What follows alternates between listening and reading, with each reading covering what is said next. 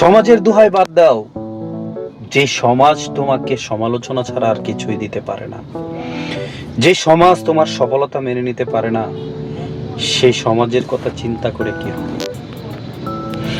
আজ তুমি সফল প্রতিষ্ঠিত হও, সেই সমাজ তোমাকে বাহবা দিবে, হাতে তালি দিয়ে বলবে তারা বলেছিল যে তুমি একদিন সফল হবা।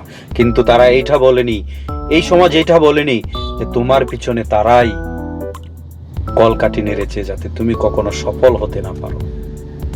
সমাজ কি বলল, সমাজ কি করলো, সে চিন্তা না করে নিজে থেকে নিজের কাজ চালিয়ে যাও। সমাজ কখনো তোমাকে দুমুঠো খাওয়াবে না, তোমাকে কখনো সঠিক পথ দেখাবে না। বরঞ্চ তুমি যদি উপরে উঠো, তোমার সেই সিঁড়িটাও তারা কেড়ে নেবে।